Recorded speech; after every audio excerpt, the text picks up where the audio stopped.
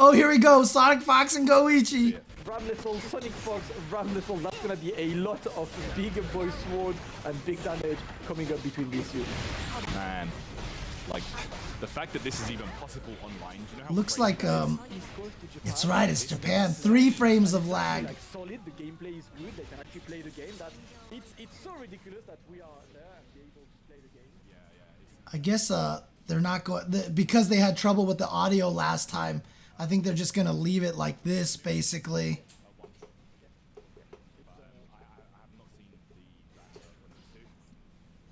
Okay.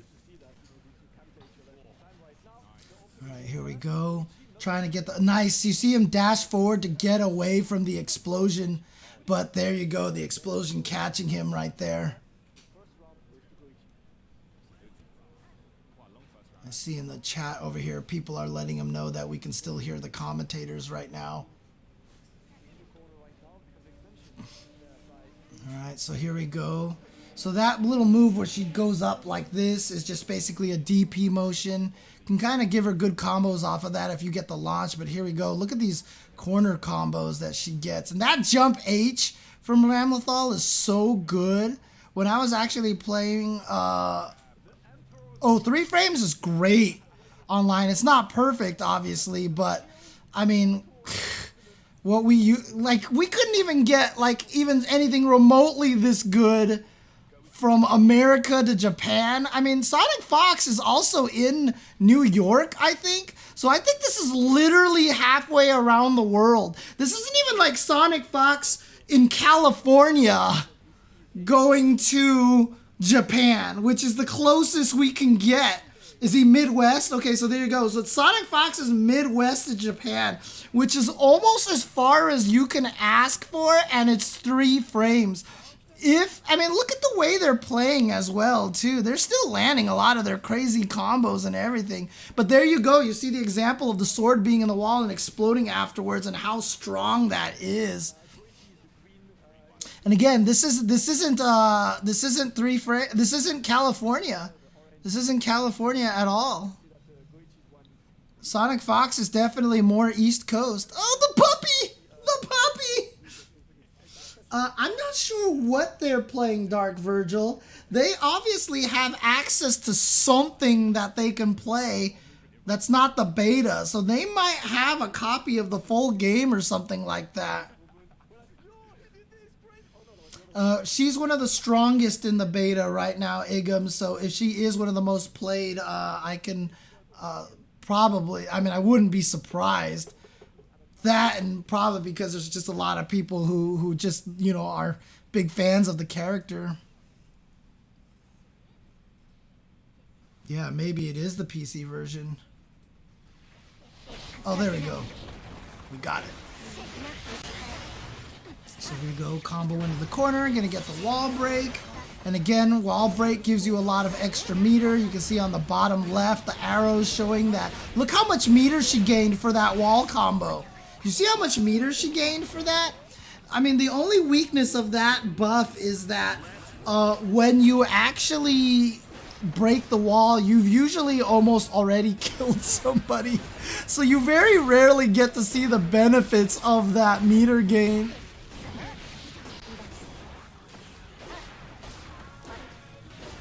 Yeah, since it's coming out next month, they probably have actual copies of the game.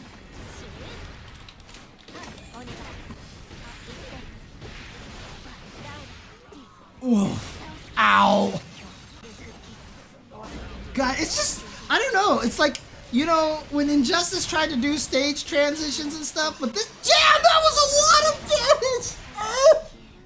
And then an auto counter burst with that sword explosion. Oh my goodness. A speedrun. Goichi is not interested in playing more games. Like, I'm making a statement. Dude. But again, that stage transition on the wall break, they did it because I remember in the first examples that we ever saw of that wall break, it was much slower. Like it was bam, and then they hit it. But they really sped it up in this game. And it feels good now. Like the speed of it feels good. And what's nice about it is that a lot of the times when combos end in other fighting games, sometimes they end unspectacularly. And so you don't feel like you get this weird cathartic payoff. But in this game, when you get that wall break, it gives you a nice cathartic payoff. It makes you feel good when it happens because you feel like you get that to get the ending of it. So it's really cool. That's why I really like the wall break mechanic. It makes people feel good when they do it. So green is GO1, orange is SonicFox. But GO1 is go-inching in right now. Oh no, actually that was SonicFox who got that damage. Actually, you know what? SonicFox. Wait, let me see. Which one? Oh no, GO1 is the green swords, yeah. Boy, it's hard to tell sometimes. Oh, he just shot her! SonicFox just shot GO1 from a screen away. Right, that extra chunk at the end with the unscaled damage is nice as well. I really like the interesting idea from GO1 to do the OTGs with the lights to be able to get quick approach again. Oh, here comes SonicFox. Let's go. Alright, they're getting good damage there.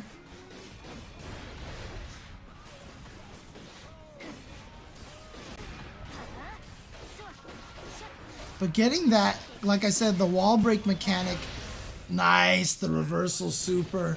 The wall break mechanic is really nice because, like I said, it gives viewers and it gives players a nice kind of way to punctuate a combo. And I feel like it's very beginner friendly and the speed of it is just really, really good.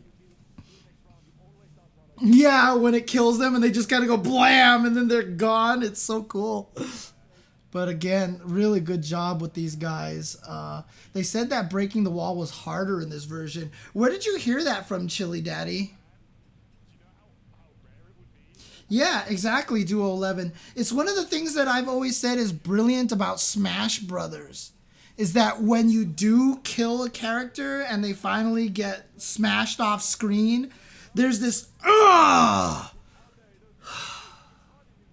and it's a great storytelling mechanic, right? It's when you watch it, you feel like there's a reset and it's a good feeling. And the wall break mechanic in Guilty Gear gives a very similar kind of feel in the middle of a match, right? Not necessarily the round end. I mean, brutalities and fatalities only happen at the very end, and the biggest problem with them is they're just gross, right? It's just, I just don't need to see that, basically. It was different when they were like humorous or really cheesy looking, like 5 rib cages, but they're way too realistic now for my taste. God, GO1, the blocking, even in this game, SonicFox barely was able to open him up, finally got the hit there. But there they go, into the great beyond. But dang, GO1 showing a lot of that defense from the Dragon Ball days too.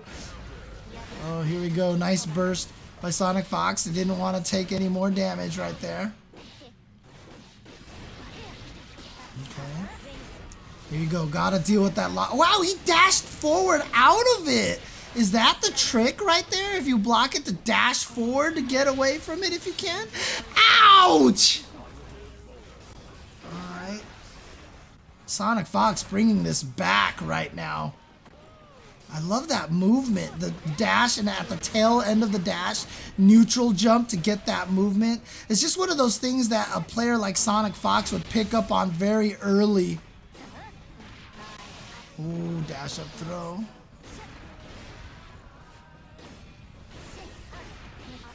No, there's no instant kills, and all Nagoriyuki players are happy about that. Wow, GO1 with the comeback. Because if there was instant kills, Nagoriyuki would be useless in this game. He would be absolutely useless in this game. Because every time he goes into Blood Rage, you would just basically be dead. Because it's actually kind of, you can predict it, and if you knew, yeah, IK instant kills. They existed in older games. He already dies when he goes into Blood Rage. That's fair. Yeah, it would be cool to have them come back just because they were cool looking and their hype whenever you saw someone land them. It was just really cool. Like whenever someone was able to land them in actual tournament matches, it was just hype.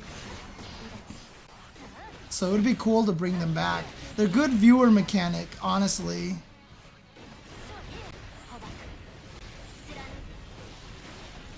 God, it's so hard to see what's happening behind all the explosions and everything like that.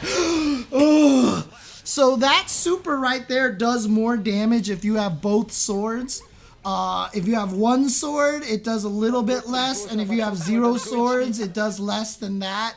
Although it was in the first beta, it was like 2 swords. It was like 2 swords, 1 sword, no swords. Now it's like 2 swords, 1 sword, no sword. So they kind of squished it in a little bit, but it is her best way to escape situations. So not only Ramlethal can be oppressive in the corner, but she has a really great super to help her escape pressure. And that's one of the things that's really, really scary. Arya, you mean just basically Jacko, right? Yeah, Jacko would be nice to have her come back. You feel like a character that's that kind of important to the story would definitely come. But yeah, I see SonicFox, every time he blocks the sword, instead of taking the explosion and getting stuck, they dash forward out of the corner to get away from the explosion. That's actually really important. A strategy that I didn't know existed fighting Ramlethal, which would definitely make it a little bit easier to fight her. Here comes SonicFox going in. Oh god, the super damage! So Goichi now with a chance for the comeback. Using all that meter. Again, remember, you can't take the meter with you. What the hell? I didn't even know which one was which.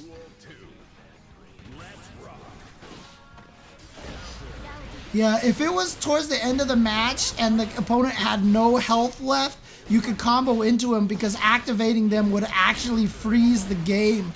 If the opponent still had a lot of health left, instant kills wouldn't freeze them, so it was really, really hard to combo into them.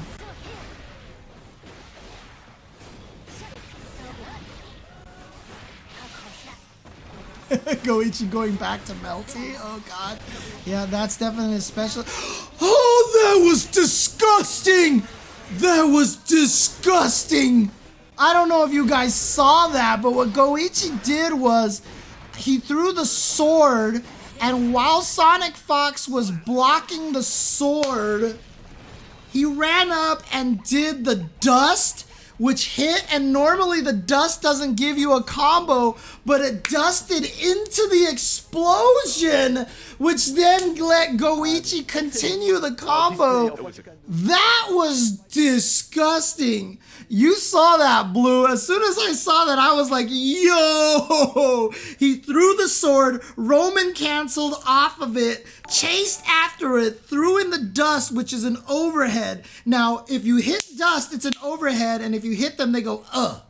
But if you hold the dust button, you go, pow, and then you launch them into the air and you get the big combo in the air. So normally when you just do the dust by itself, you don't get a combo off of it, the non-hold dust. But Goichi threw the sword, Roman canceled that, dashed up, SonicFox blocked the sword, boom, and then he did the regular dust, which hit him into the explosion, and then Goichi got the follow-up. I guarantee you right now, if SonicFox hadn't seen that setup before, now when they got hit by it, they were probably like going, yo! Like, I can imagine SonicFox was probably screaming with glee getting hit by that if that's something that they had never seen before. Now, if they had seen it before, they would have been just probably like, good shit. But if they hadn't ever seen that setup before, they are probably as hype as everybody else knowing SonicFox.